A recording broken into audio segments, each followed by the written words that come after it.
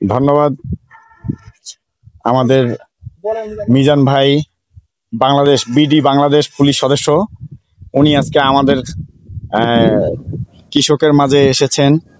উনি মনে করতেছেন যে আমি আগের মতোই কাটতে পারবো, সেই প্র্যাকটিসটাই ওনার আছে কিনা উনি ওইটাই আমাদেরকে দেখাচ্ছেন। দেখতে পাচ্ছি উনি ভালোই কাটতেছেন, আগের মতোই ওনার অভ্যাস আছে, যে এটা বোঝা যাচ্ছে। তো মিজান ভাইয়ের মতো এরকম পারিশ্রমিক লোক হলে আমাদের দেশে এই সোনার ফসলে ভরপুর হবে, সোনায় সোহাগা হয়ে যাবে সব। ওনার সাথে এই যে আমাদের আরো লোকজন আছেন, এনার নাম হচ্ছে লক্ষ্মীকান্ত দাদা। এইখানে ইন্ডিয়া যে উপকণ্ঠা ছাড়ায় যে আমরা হিন্দু মুসলিম দাঙ্গা সৃষ্টি করেছি, আসলে আমরা তা করিনি। আমরা হিন্দু মুসলিম সবাই ভাই ভাই, কি দাদা তাই না? আমরা ভাই না? হ্যাঁ ভাই ভাই। হ্যাঁ, আমাদের মাঝে কোনো বিবাদ নাই। এইখানে আমরা সবাই। মিজান ভাই, আপনিও আমাদের উদ্দেশ্যে কিছু বলেন ভাই।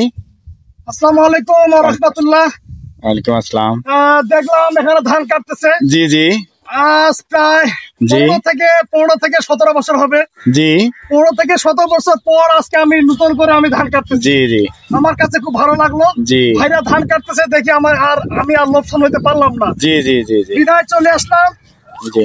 দেখলাম বেশ ভালোই লাগতেছে। এই যে দেখেন।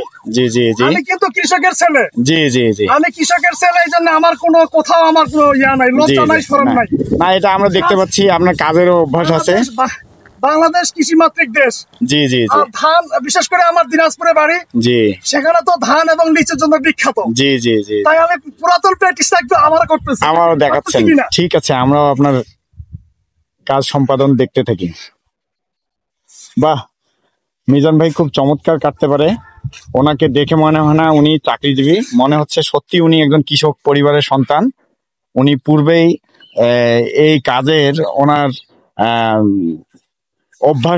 অভ্যাসগতভাবে উনি ওনার বংশীয় অভ্যাসগতভাবে উনি হয়তো আছে। আর উনি আপনাদের মাঝে বলছে যে উনি দিনাজপুর জেলায় ওনার বাসা। দিনাজপুর হচ্ছে রংপুর বিভাগের মধ্যে ধানের বিখ্যাত একটি অঞ্চল, জেলা। তো মিজান ভাইয়ের জন্য আগামী দিনগুলোর শুভকামনা, এবং সবাই ভাইয়ের জন্য দোয়া করবেন। ভাই অত্যন্ত মিশুক লোক, ভাইয়ের ভিতরে কোনো অহংকার আমরা পাই না। আমি মিজান ভাইয়ের সঙ্গে চাকরি জীবনে 12-14 বছর থেকে পরিচিতি, তবুও ভাইয়ের কখনো কোনো রাগ, কখনো ক্ষোভ, কখনো ঘৃণা, হিংসা কোনোটাই দেখতে পাইনি। ভাই অত্যন্ত একজন মানবিক লোক, সবার সাথেই মিশে চলে। সবাইকে অসংখ্য ধন্যবাদ। বিশেষ করে আমার প্রাণের ভাই লাল ভাইকে অসংখ্য ধন্যবাদ। আমার প্রাণের বন্ধু। জি জি।